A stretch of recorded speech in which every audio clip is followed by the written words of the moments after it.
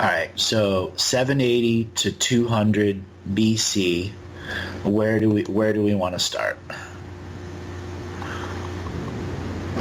Well, obviously, we covered sort of China, and China was obviously very established. I don't know if it was the peak of their civilization because they've been many thousands of years, so that was only a couple of years. So, how about we go to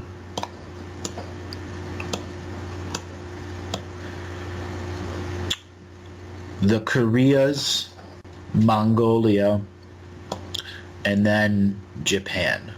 Okay. Because China at that time was still its own bubble, but it was one bubble with 6 slices to the pie.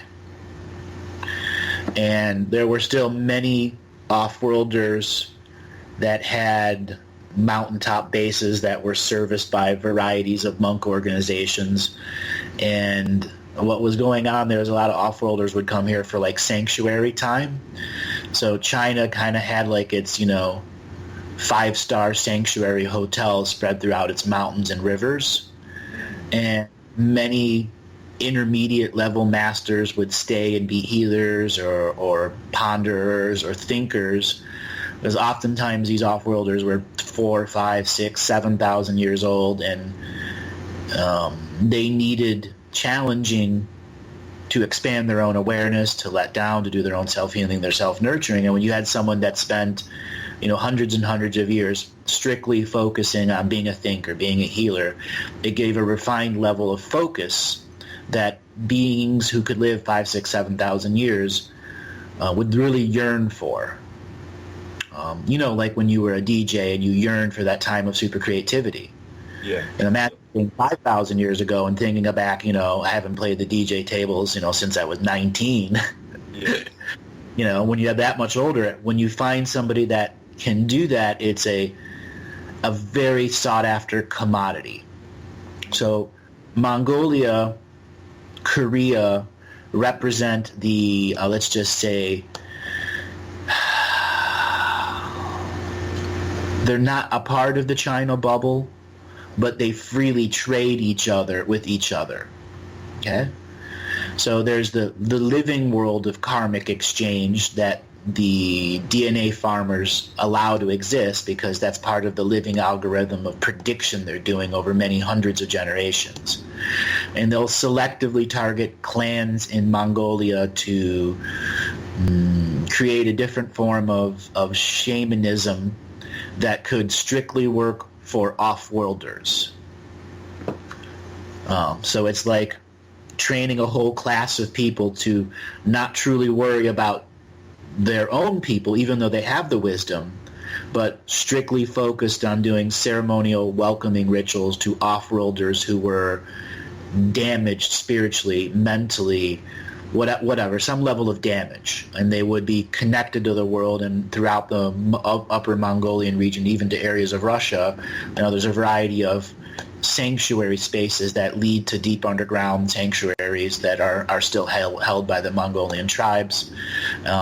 When Genghis Khan came and set his time with the mystery schools and the dragons and decided to go out, that was from right in Upper Mongolia. Some of the other things that occurred there, you had many of the advanced horsing clans. So Horse was a creature being that was brought here to assist mankind in understanding what the dreaming energy is, how to resolve personal issues with people, how to have deep bonded spiritual processes, an equal co-creator, because, without the horse, it took you forever to go place point A to point B. So there was a form of domination, but there was also a form of advanced dominion, because those sources that came in at the time came in for that specific purpose, to be bonded with that rider.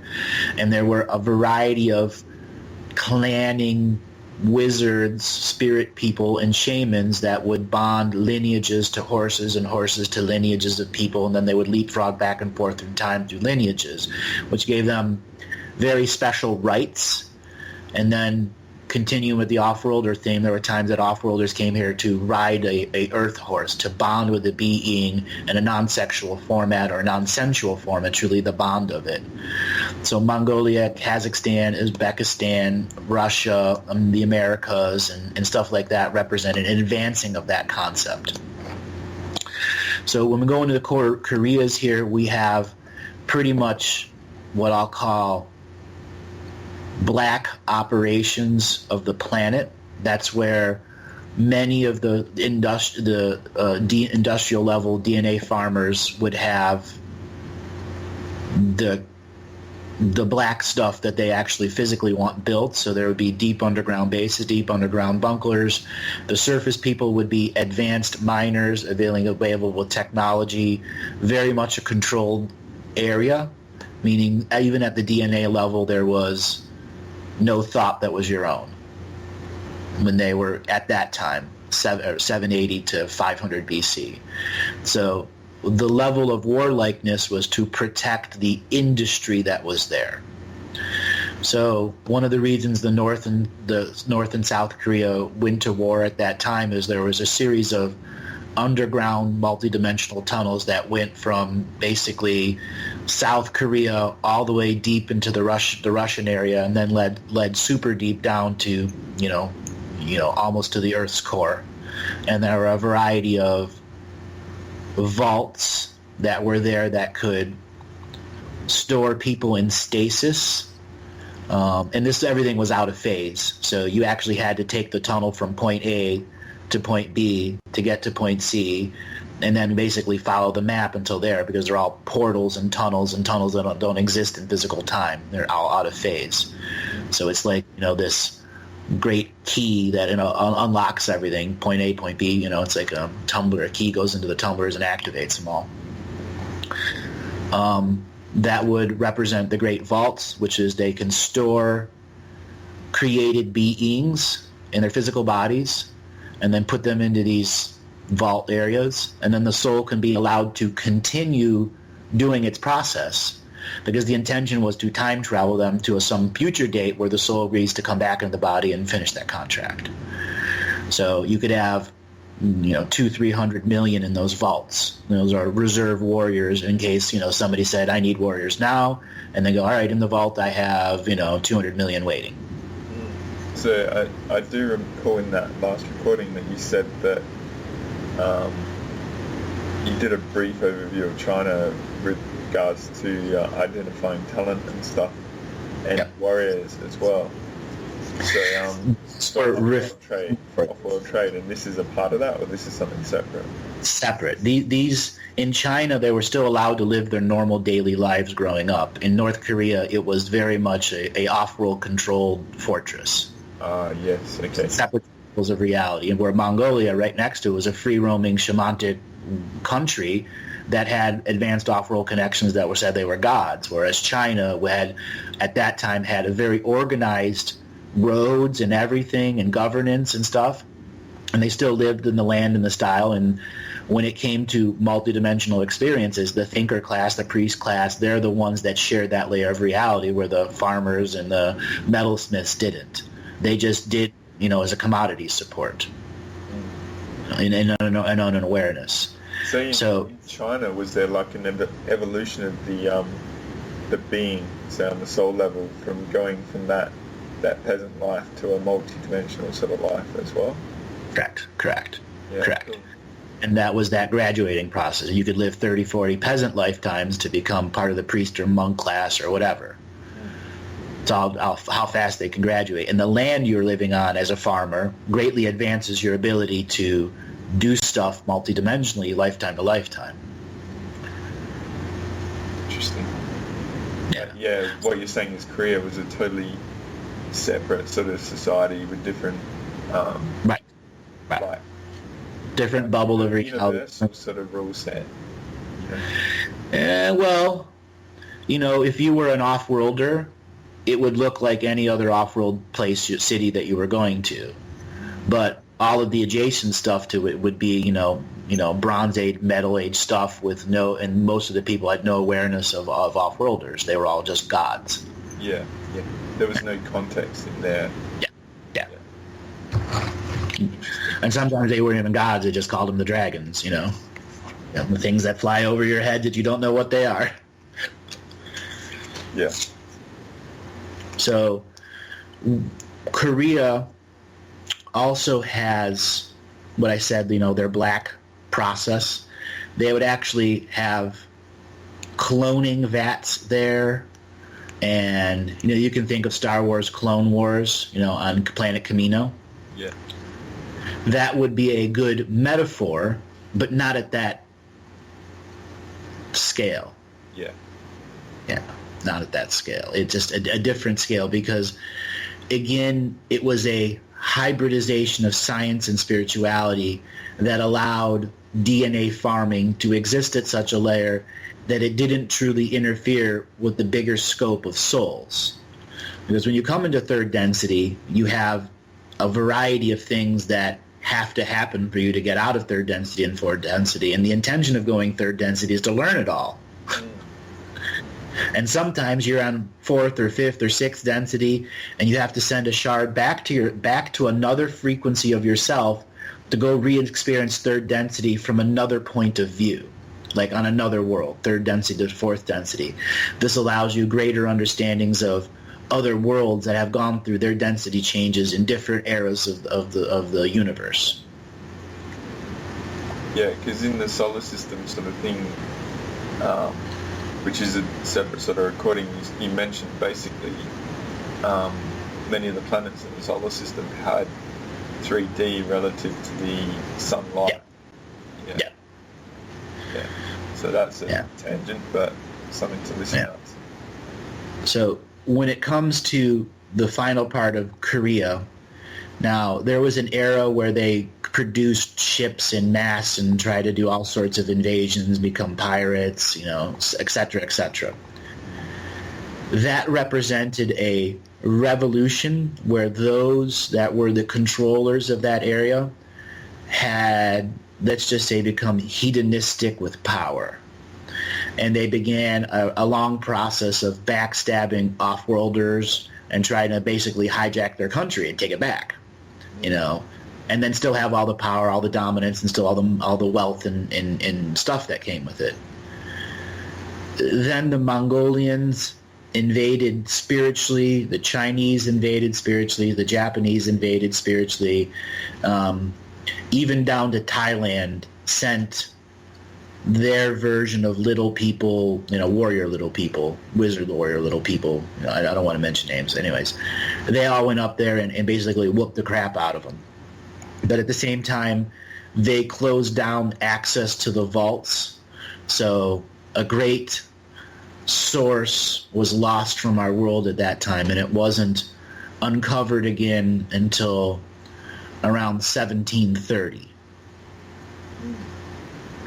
So that represents the locking out of those, mass DNA vaults. So, and that's I shouldn't say this, but I'm going to. That represents, at that era, World War I, World War II, the amount of Asian people on the world, rapidly advanced because they accessed the, East India Trading Company accessed the vaults, activated, tens of thousands of them that were completely loyal to them, and sent them to the Americas to build railroads, sent them all over to do missions and objectives in and outside of time. They just, they had a free time, they had a free, army to use through time. Yeah, wow. Making them pirates, giving them missions through time. So, their population greatly increased. As many as 200 million were added to the world in about 10 years. All from those vaults. Yeah. So basically, like Korea, the middle management were trying to kick out the off-world leaders, and then the rest of the world saw that as their weakness opportunity as well. So basically, so they went from being maybe one of the most advanced civilizations on the planet over a long period of time to being the product they are, like dominated and controlled. So, at a very, very high level. Yeah. If you really know Korea and compare it to the rest of the world, you truly understand how controlled the society is. And it's not an experiment. It's all the advanced practices of mind control put direct into use, because if those people were to reconnect to their ancestral energies and remove the first layers of war, which are, the last 150 years, there would be a deep sense of peace, hope, because there are womb chakras that are there, that have been closed off for, thousands and thousands of years. That's why that area was building, DNA bodies in the first place, because there was a chakra there that was so refined that you could get advanced spiritual contracts through clones thousands of years in the future or thousands of years in the past, because the soul was agreeing with that technological spiritual process. So there was a complete psychic interaction with all the scientific process that, made their versions of triple-blind studies that allowed them to fully understand what the spiritual process was to, cloning a stream of light and then asking it to go forward and backwards in time, because the light being was here for an entire epoch, from, it was going to be here for many thousands of years. So yes, it would agree to it. Yeah, it's interesting. I've got this. I used to buy a lot of books and stuff, but I don't tend to do it that often. And I've got a book I'm just looking at, and it's the beautiful treasures of the Hermit Kingdom.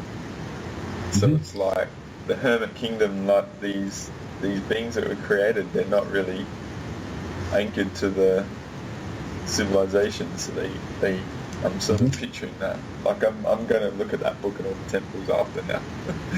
So, yeah, it's a book from the 80s. I just saw it and the pictures were beautiful. So, yeah, fascinating.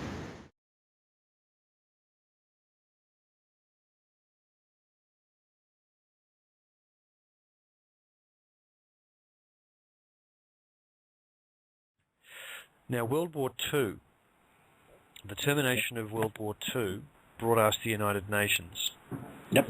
Another corporation generated out of the banking system. Well, you forgot League of Nations before that. Oh, yeah, absolutely. The League of Nations. Now, that failed. That didn't seem to take. Correct. Now, was that because there was actually too many good people in it trying to make it work and the bankers couldn't quite get control of it? That's essentially right. And then there were off-world positive species that were investing resources into personalities to make sure that it would work. And ultimately, it was the bankers who put the nix on it, but there was a tremendous amount of understanding in the general grassroots population that the industrialization and banking and commercial production facilities and military industrial complexes had already owned the world. They essentially knew it. The public knew it then, but couldn't do anything about it. They were tired of war. And at the end of the Second World War, the fix did take. The banks did get what they wanted, which was an organization which was hooked by legislation to, well, hooked by corporate ties, actually, when you get down to it, to all of the other Western nations that had been bankrupted during the Depression, so that progressively throughout the rest of the 20th century, they could gain centralized control over those. Well, they could have gained it very quickly. They did it very slowly. They've just progressively white-handed the sovereignty and control of their own corporations over those nations to bring it right back to a central point. Correct. Okay, so in the United Nations, where's my question going here? What was the bigger picture between, say, the end of World War II, and let's take it up to the Korean War? You had a lot of industrialization still going on, because the Second World War amped up the United States industrialization even further, orders of magnitude, way higher. And then we arrive at the Korean War. What were they doing in that kind of post 10 years of the war? The Korean War was literally about the black projects that the Japanese had started. The Japanese actually had a functional nuclear-type hydrogen reactor in North Korea before World War II began. There were massive rivers that were converted to hydroelectric power plants that fed their version of uranium refinement, same as here in the Americas. And Korean War was about bombing or capturing those facilities that were embedded in mountaintops or deep in the North Korean peninsula. Okay, so as well as the Black Project Illuminati projects. The good guys started the Korean War because they realized that Korea was going to be a major issue for Black Project technology that was going to be used on a black market on-world and off-world. Okay, so it was the good guys that started the Korean War. Correct. It wasn't an Illuminati invested war, because the technology that they were after was actually built out of the domination and control system. Correct. But so that was actually in place before World War II. And that's why MacArthur was removed. So he was going to try and take that technology out, was he? Correct. Okay, well that would explain, because he seemed to be doing very well, and he just got sidelined for no particular reason. Well, there was something manufactured, as I recall. Don't remember all the details of that. Yeah. Mm.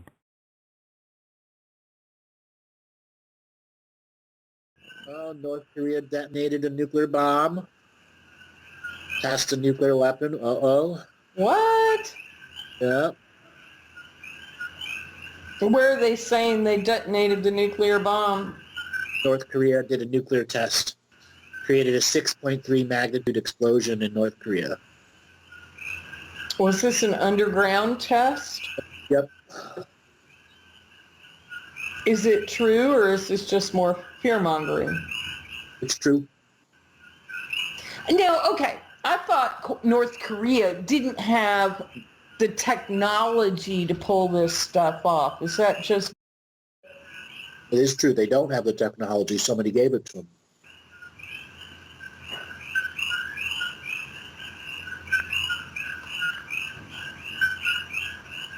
So who's working this technology, North Korea or somebody else? Offworlders. Oh. So what's going on with North Korea and all this? Well, a long time ago, there was a rule on the surface that said no one else can pose as a god. So the really nasty aliens who loved being gods created cult of personalities they could incarnate into. Those became fake ascended masters, and those fuckers were kicked out too. So their families and their lineages are left. So now they are puppets to a off-world opera, the best way to put it. That has a foothold here on this surface and a subsurface foothold. Now, the lizards are the bad guys, but what runs the North Koreans you could consider worse than the lizards. Really? Yeah. Who's Andre, running? do you remember what I said about North Korea in the other show that we did? Yeah, I did a 780 to 200 BC recording with Andrew, and underneath there's all these clone armies. Clone armies. Yeah. And Korea used to be the most technological advanced region of the world back 2,500 years ago. Yep. I didn't know that. So North Korea has clone armies underground? Don't see it as north and south. It's just Korea, you know. These maps are just boundaries. Yeah. So they're not modern clone armies. They're clone armies from millions of years ago that were grown in vats and have been in deep storage. Are they in stasis? Yes. Yep. Are there plans to wake these armies up and send them to the surface? No. So what ended up going on was basically the rule was everything on the surface had to look normal, meaning whatever the common technology was accepted, and no new technology would come out unless the subsurface species agreed. So the 780 to 200 BC represent a time where everyone agreed. Surface technology wasn't shown, but they still allowed to have mythos and other things that could imprint into their particular areas. Korea was discovered, the Korean Peninsula. There's a deep underground bunkers in there. They're hundreds of miles down, as well as these new forms of teleportation-based tunnels that lead into these multidimensional vaults that have these emergency armies in them. They're basically an emergency army you can call on if Earth is being invaded. But at the same time, there was those that owned Korea as their little section of area that they were using the commodities of their people to grow human beings and sell them as part of the DNA slave trade. Well, they discovered ancient technology under their area, and they got access to it. They got access to the actual technology of how to create clones. It's not about the army that's down there. It's the actual technology. Okay. So, that technology has been shared and has been used. It's not about the armies, but it's still down there. Okay, and what North Korea is doing is trying to say there is a puppet proxy war going on our surface, and it's the one puppet that's trying not to agree with the global narrative. Okay, now it is supported by other countries because everything is a big mafia system up here. Yeah, And that's what the subsurface wanted to stop by bringing government the way that it was. It couldn't stop people from making deals behind everyone else's back. So government was an attempt to curb nepotism and all that other stuff, and then mafias became their own gangs. Gangs became taken over by the agents, back and forth until you had, the big mafia eras, government versus mafia, criminals. So separating who's humans versus criminals, so on and so forth. interesting. Right. Well, what group is this? I mean, if you say they're worse than the reptilians, who are they? They are beings that have abandoned their old skin suits and have taken up any form of programmable life, whether it's a gray, a Nugani, or another version of gray. So grays themselves are not an actual species. People go into them as biomechanical skin suits or programmable life forms. Okay? They're just something they can wear. Yeah. Now, there are whole species who have come into grays, and yes, you can consider them a species because they left their old skin suit because their old skin suits died out, and they needed a medium skin suit before they can find something new. So grays were a fix-all. They were the Volkswagen bug that fixed a lot of things. That's why you never know what you're going to get when you meet a gray. They are somewhat of an enigma, aren't they? Yes. You never know what you're going to get. It's crap roll. Interesting. So I will say this. There are clones out there, nowhere near in the volume people think. Right. First thing first, clones generally only have in our density of reality, have about a 12 to 18 year lifespan before they break down horribly and need to be in nursing homes, or they just got to be killed off. Right. They can't handle the density of our reality because it's just a little tiny piece of a soul shard operating in a clone, because when they clone somebody, they're actually duplicating you into something else, a very small piece of you. Right. Okay? So it's the natural birth clones, the ones that aren't, because the ones that are straight clones are just programmable life forms with shards in them that, go through, the stairway of despair. And then you have the ones that are born through a womb, an actual clone that was then inserted into a woman who then had it as a baby and raised it for a short period of time before they put another clone baby that was the exact same age and looked exactly like it right in her arms and took the other one back. Okay? That's very common. Now, those ones, they're out there, again, nowhere near in the numbers people think. Off-world, there are lots of clones, but they don't have the same human Earth qualities because they aren't imprinted by the actual celestial piece or the celestial mind. So, is there clone armies fighting clone armies? No. No, are there zombies? That's the bigger question.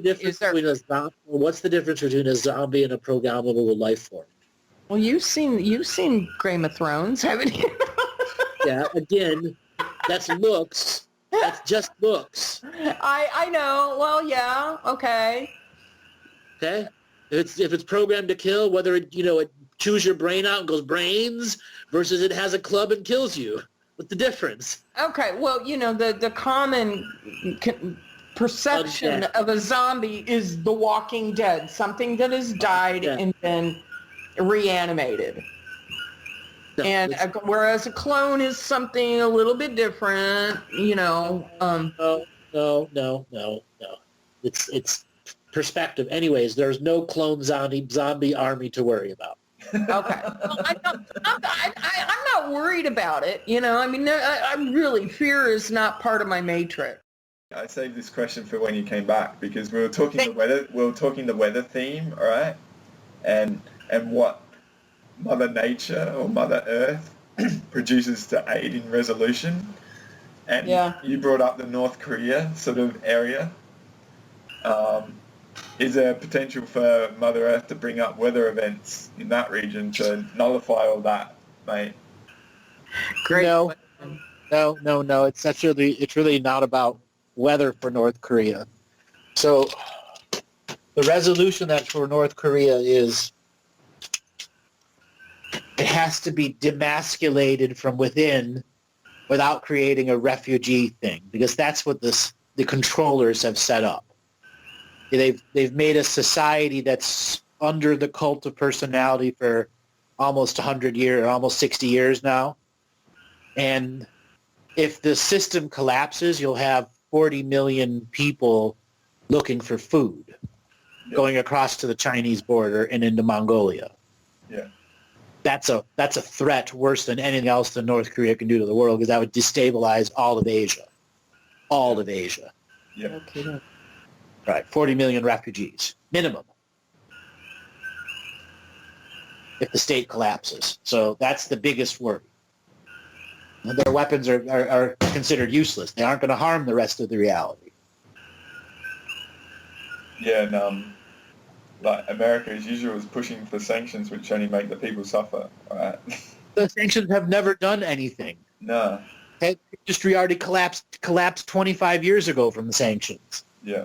They have, whole fishing fleets that are rusting in their harbors. Mm.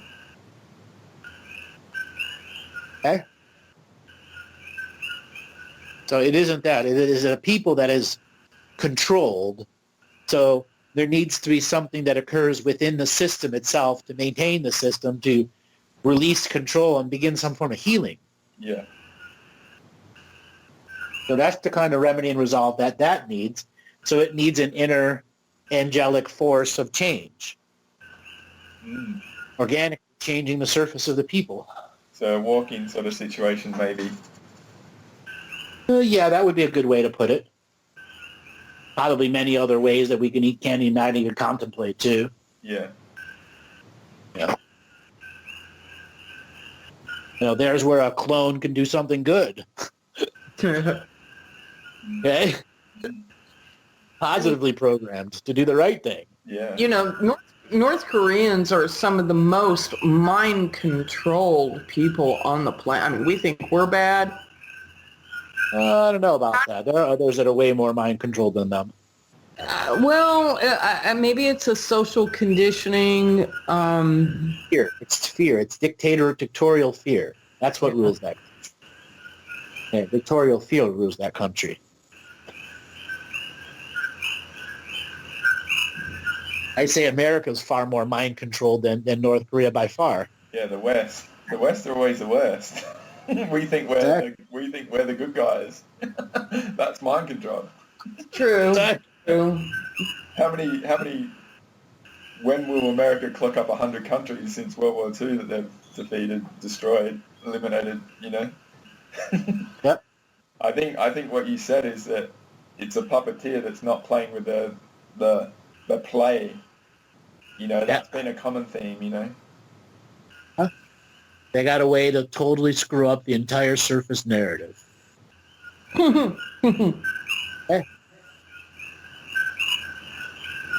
My attitude, all right, is also that, war and that cover story is purposeful to lock down the grid, you know, womb chakras and stuff like that. So the whole, it's brought about a potential for escalating the military sort of levels and technology in that region as a whole, you know. So that's where I see, like, you know, the instigation between factions is a cover to just justify a new layer of technology, you know. So it's drama, but it's sidetracking from an alignment of everyone saying we need to work together, you know. We've got this underlying consciousness of the whole planet and all that, and we want to maintain our place in the universe, you know.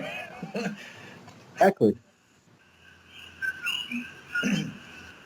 So that's strange.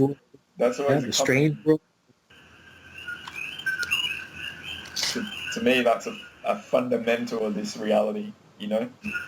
Even if it's false or whatever, it's maintaining the illusion to maintain control, to maintain relevance. It's still false or not. It's a fundamental in which the global narrative is based on.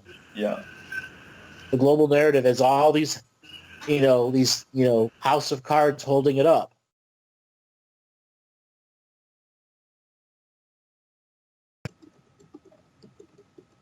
Now, it's fair to say that everywhere in the world, wherever there was a government, you could use the reflection of the gangs of New York. At some point, that city was that. And there is still an imprint of the elite, whether they're criminal elite, esoteric elite, or just the monetarily elite. All those exist at that level. Yeah, so it's still like say the lordship and all those sort of contract holders in the region, there's still an aspect of that, even though there was a middleman cut out, no matter what. Right, because the lords became the contract holders of the land, and they are the ones that were the stewards to collect, and they created a government as the middleman to collect. Yes, yeah. They created kings. They created all of those things that we say, even created the warlords. Yeah. Well, they had something, an experiment, they didn't want to go anymore, boom, send the warlords in. Controlled opposition. Which is what we're doing. Yeah. Genghis Khan. He took in everyone's religion.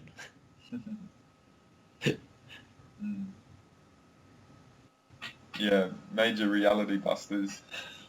Right. It's just putting some components together in a different way that you've sort of said. But they give a reference for people to sort of witness and then to hold as a potential framework of perception going forward, you know. So what is the big thing we want them to get out of this? What tools, tips, and techniques can they walk away with to integrate this? How does it help them knowing about, the iterations of what we're talking about? Because ultimately we're trying to show the self-fulfilling prophecy of the system, correct? Yeah. We show the self-fulfilling prophecy of the system. We can show the puppet show. Yeah, like it's engaging the pattern recognition. Right. Maybe we can actually give them like a mathematical equation, A plus B equals C, like in reference to the Tyler Turden, and when he was in the insurance industry for cars. Yeah. Calculating the risk. Yeah. Well, I mean, like, the outcome. The outcome is for control. Right. So what are the tools being employed here? Right. And it's not. And this is where you see it as like, instead of seeing it as suffering and stuff, it's just technology employed to maintain that control. And it's not being desensitized to what's going on, but not allowing it to really affect you. It's like be observing to it and not feeding it, because maybe your actual feeding of it is actually the outcome that was desired. It's like step back and be a bit more responsible about yourself and not fall for it. So we actually got to give them a challenge to actually watch propaganda news and begin to engage pattern recognition. and use the suspension of belief and make it a living emanation meditation. Because it won't take many to actually realize this for it to trickle through the awareness. Reality negation technology. Showing the puppets. Yeah. Showing the puppets.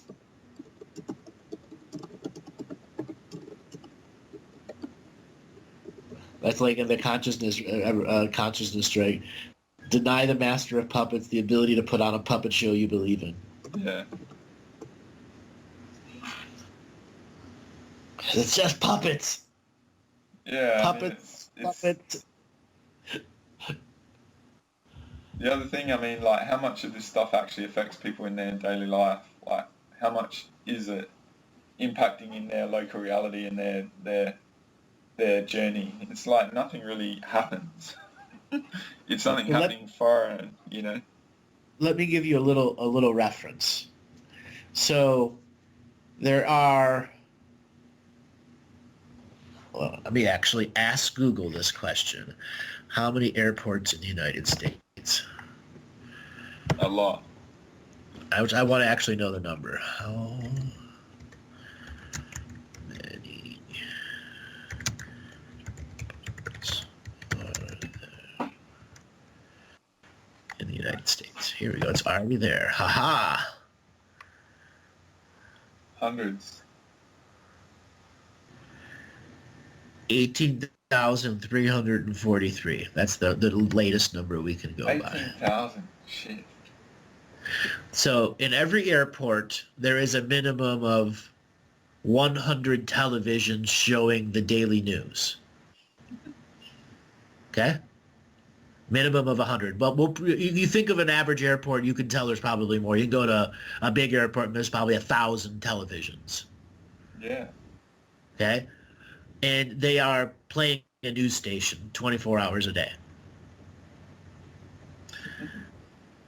That is the level of emanation. Now, they use that for ratings and a whole bunch of other stuff, but I'm trying to give a totality of how much it's programmed into us at the fundamentals of our reality. Believe, believe, believe.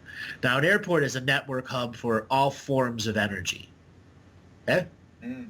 And it is esoteric technology to maintain point-to-point control of objects in time-space floating through a light-based reality that has tens of thousands of other objects in cloak inside of it that they can't see. Mm. Okay, so there is a whole other system up there. And at any given day, I think how many flights are in a day? That's the next question. Like, Yeah, there's really cool websites, FlightAware and Flight Tracker, that you can actually observe all the real-time flights going on as well. There could be 13,000 planes like just above America at any one time. People leaving, people reuniting, the security threat, the fear, the excitement of going on holidays and stuff like that. There's so much going on and such a density, you know. They're very interesting places to be, and yeah, it's interesting you're talking about airports. All right, so here's the answer.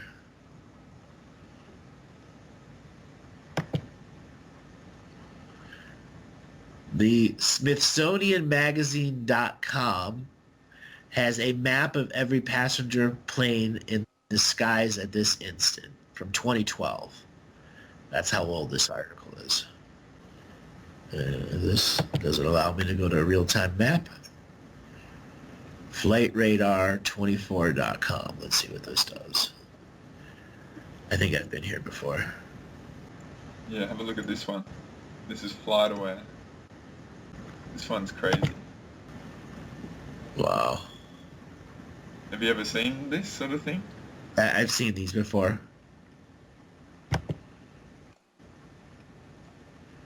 Does it actually tell you how many are flying worldwide? I'm going to guess it's around 125,000. I mean, I may be low, but I'm going to guess it's around 125,000. Here it is. Hold on. Tracking 7,528 airborne aircraft with 105,000 arrivals, 105,135 arrivals in 24 hours. And that's from those that are filing flight plans. Yeah. Yes.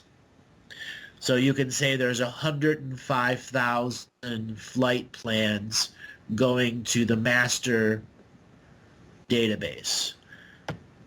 But there are probably some countries that aren't then doing that. So we'll say, so I'm saying 125,000. Me, with my background in IT, it's like I observe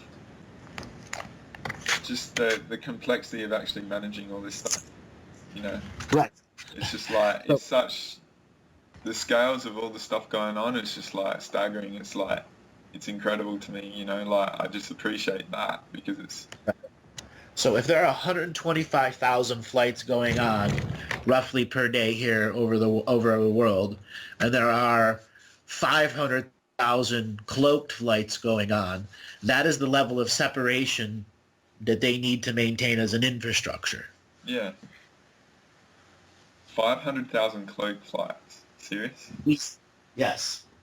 And at times it can be 10 times that amount. Like, you're talking secret space stuff, or just like military like layers that we're not allowed to see? Okay, so there's 20,000 plus species under our world. Yeah. So there is a traffic jam that goes, and just like cities, like you go to a big city, there are certain days only certain letters of your alphabet can drive. If your car starts with this letter or that letter, it's the days you can drive. They have a very similar thing. They have seasons where they can move in and out at heavy doses. No, it's crazy. But it's also aligned with where the sun is and what types of portals they're going to create to get out of the system. But now there's a fence around the system. Nobody can get in and out. Everyone that's here. Yeah. Yeah. And it's all driven by the surface, like our sort of perception, sort of timeline, and fascinating because it's like I've sort of started in my own mind talking about this reality being dampened. I think dampened is a good word, like relative to the dimensional sort of experience that we have. Like we call it 3D and stuff like that, but the whole reality is sort of dampened to limit us as a whole. And then yes. Yeah. But it does mean individuals in that are limited to the 3D. You can actually develop yourself in it, in spite of it, and become strong, you know. It's just an overall sort of theme of this reality. Yes. Yep. So when we incorporate the rest of the way the world works, you understand why war has to exist on the surface. It's a component to maintain the dampening of the overall. Yeah. How many people live and die each day determine who is born, and it's still a spiritual invasion. Yes.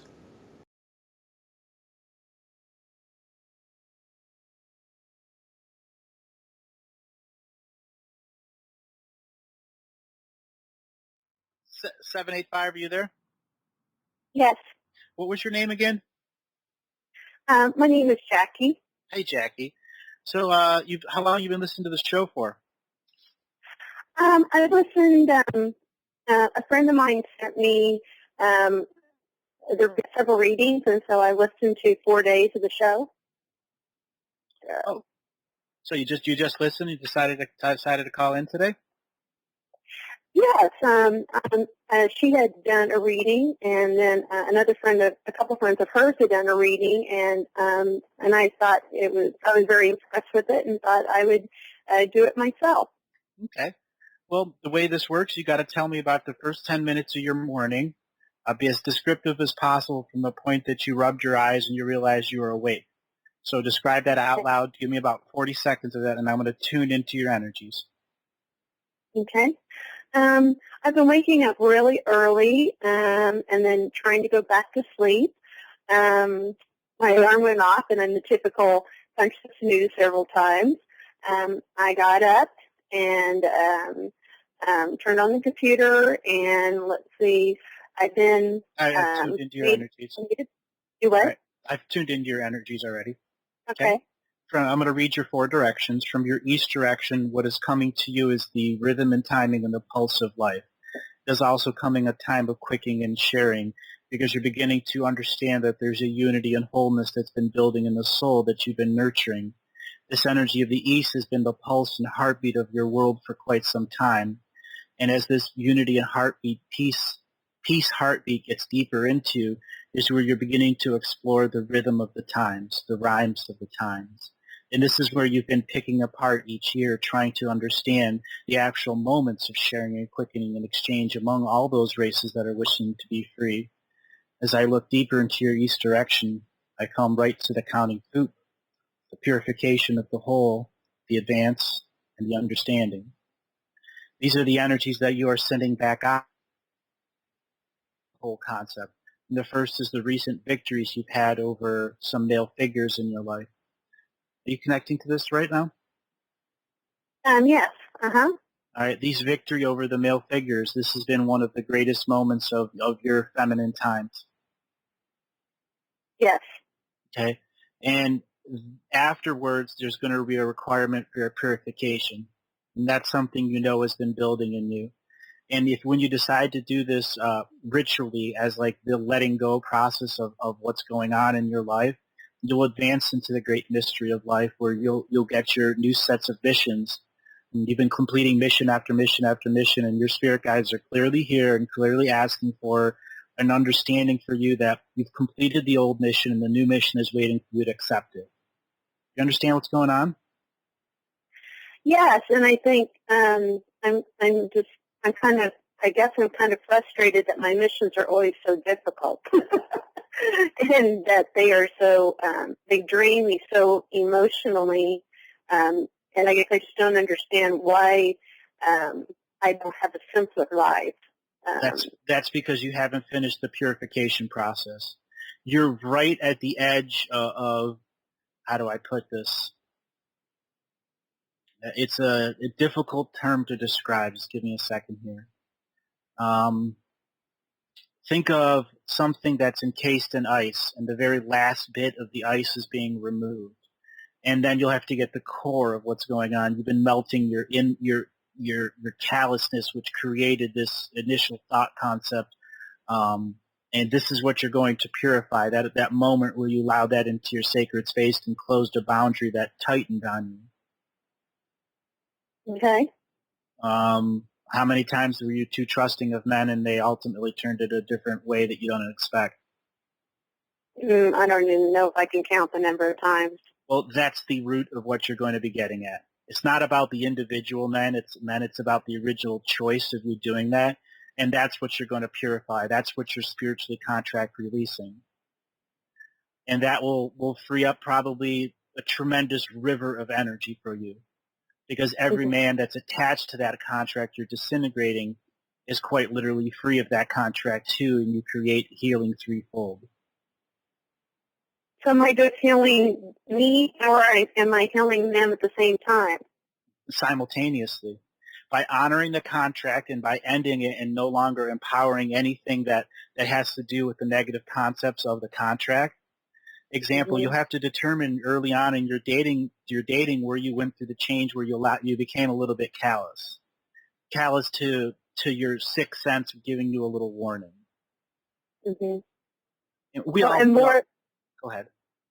And more of these were, to the root of my initial family. Mm-hmm. Were linked to my initial family. So my father, my brothers. Right. So a lot of that was around them. And then there, of course, there were also some other relationships. And that it's in some of the females, the male aggressive part of females that I've been dealing with too. Right. Does that make sense? Yes, it does, because that's the reawakening of the sacred feminine. The purification process you're going through is you are eliminating the male energy for a short period in your lifetime, so that you can return to the sacred feminine balance that's going between masculine and feminine. Think of it as a pendulum that's going, side to side to side to side, and you're flipping all the way to the other side to the sacred feminine for a short period of time.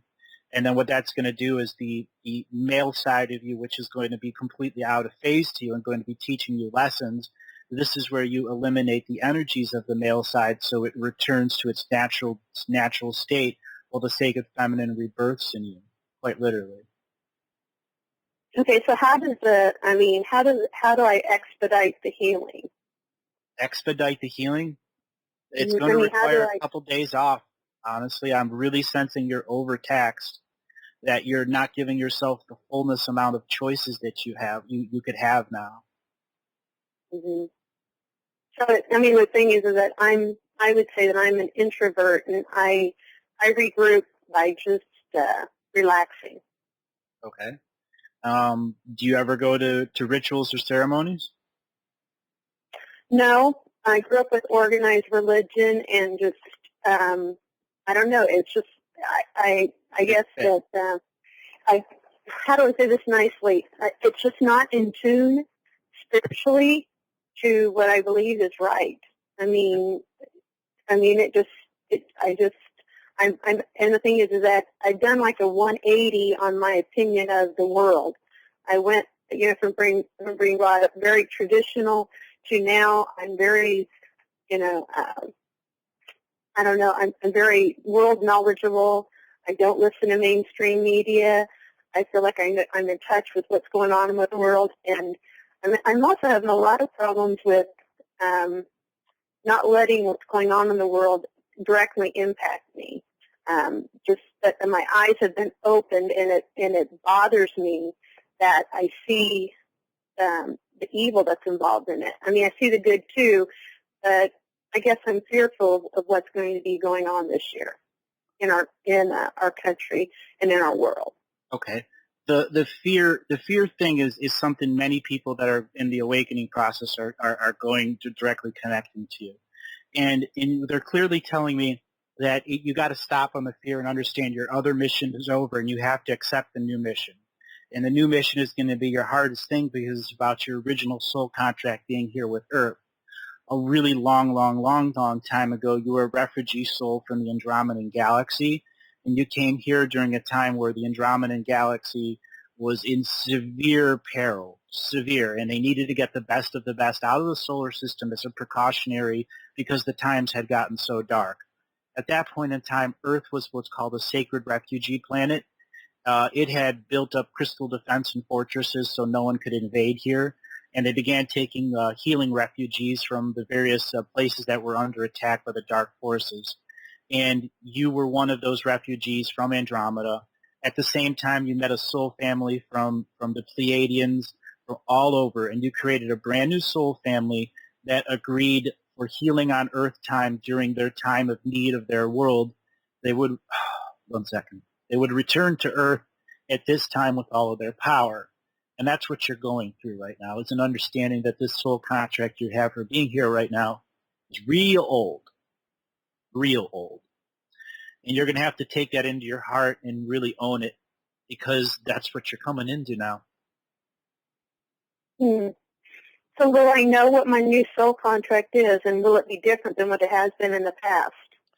Until you go through the sacred feminine process and allow it to awaken in your womb, allow the 7 future generations of children to come and nest into your womb, and not in a literal form, but in a spiritual form, so they can live through your soul contracts for a few hours. So when they again understand how to write their soul contracts to be the bridge souls until they choose a mother and father. So that's what awakening the sacred feminine is understanding that there's a network of young people waiting to come in this world, and all women are that linked network. So a child can come in and live through the placenta of the void in your womb and experience your life force in that sacred space protected by the spiritual contracts. So quite literally, that's awakening there. You have to bring that concept into you as you're letting go of the male side, and once again, you'll reunite to your genetic roots. At that point, you'll understand the purification process that you need is clearing out the male aspect of you. And that actual will be the spiritual awakening as you awaken to the feminine once again. When I say this contract, it's really old. Like, I do a Galactic historian on my Tuesday night shows here, and I've encountered people that are old, and you're on my top 20 list now. That's how old you are. I don't know to take that as a compliment or whatever, but I guess it is what it is. So have I had? So I guess the thing is that when people talk about previous lives, have I had many previous lives then, or no? Oh yeah. You have 4 main soul planets that you incarnate on: Earth, Andromeda, Lyria, and Jinakush, which is an offshoot of all 3, where all the refugee species got together and formed their own world. So you coexist and live different lives in all of them, but you have been setting up the major lives here on Earth, so you are part of the times of change. You would come in for 3 generations during a time of change and then leave and then return and then leave. So you were always a powerful soul that would come in cyclically looking for family dynamics and DNA that your spirit could bind to, because you understood the family's DNA because you've lived within it before. In you and thousands of others that were in that soul group kept coming here, but many stopped coming and stopped honoring their first contract with Earth. And you're one of those that's honoring this final contract here now. Oh, so this is my final contract with Earth? Mm-hmm. And then you I get think to that's a determine good what thing, you want to do after. because when I first came up with the whole, that their lives before this and contracts and stuff like that, and that I remember where I heard it, and I said, when they said, yeah, usually you decided and chose long before you came here that you would be willing to come here. And that was before I'd ever heard you or the word contract. And I said, well, I think I need to renegotiate my contract. So the thing is that because I find all I feel very tired all the time. And I've been in the process of healing thyroid and thyroid issues. So and some of the, what do you want to call it, some of the symptoms that go with my thyroid disease are depression. So I have struggled with depression my whole life. And so is that linked with what I'm going through? It's actually linked to the passing of the seasons and the movement of the stars. Repeat that. What did you say? It's linked to the passing of the seasons and the movement of the stars. Okay. You have to understand the way your soul contracts are, and I do this in earnest just because sometimes it's hard to explain on the first communication of how your contracts are working. When you're this old, it means you're playing on the big boy field and you're not playing on the little girl field. Okay, quite literally. So you have soul contracts that are hanging around that are many millions of years old. And there are other beings that have been here millions of years too, and all of a sudden can walk by you in a mall and understand that you have a dangling contract that they can add fine print to. So quite literally, the string of men you meet is that karma coming through.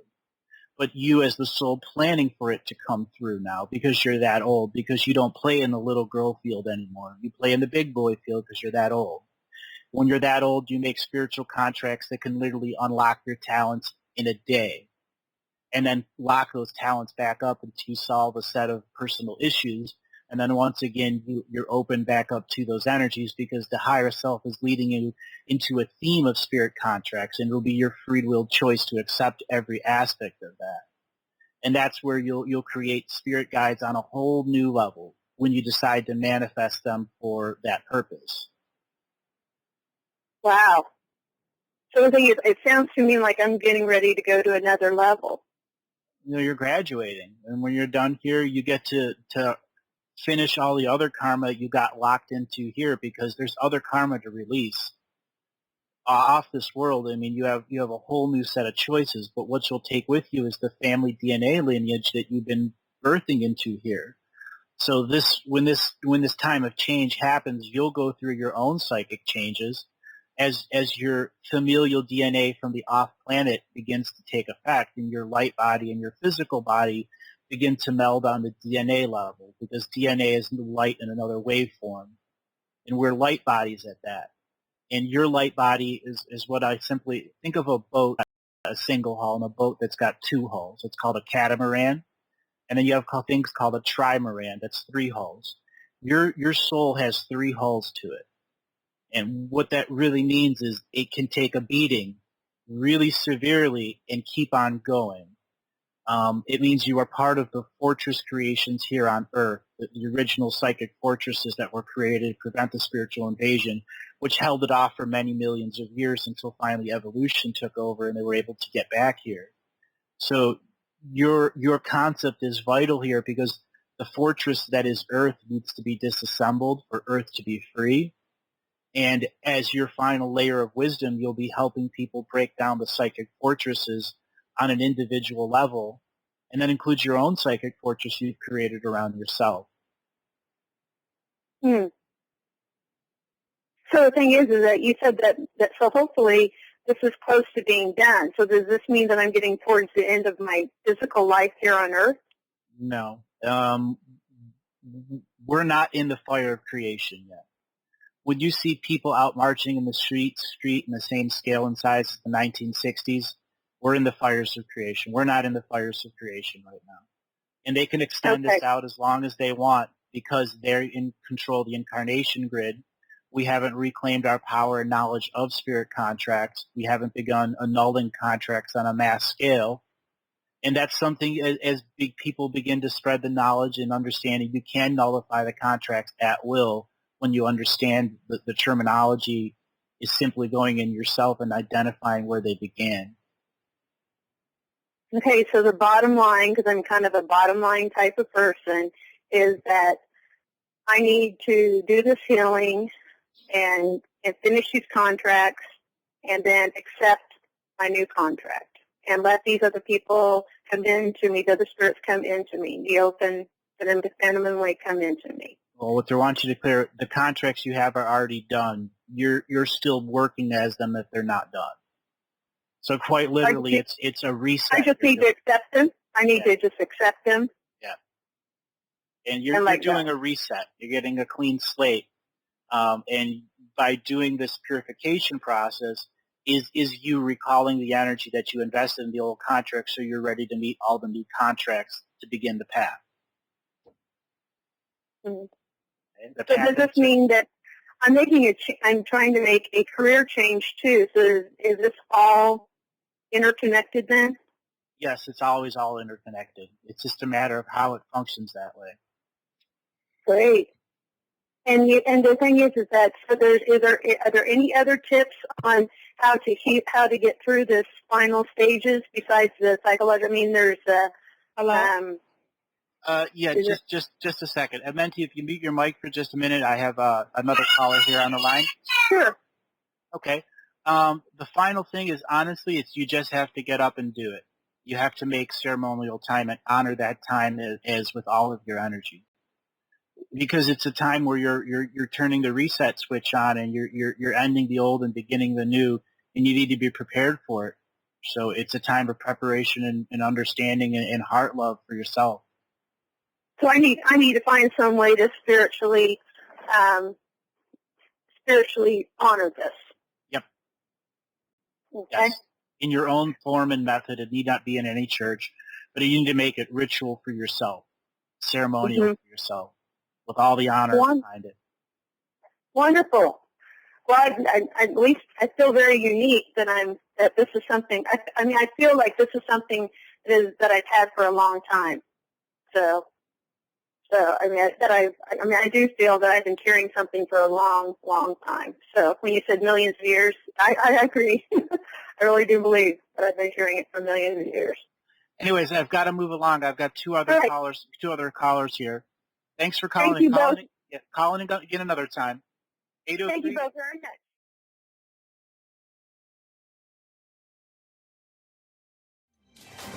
much.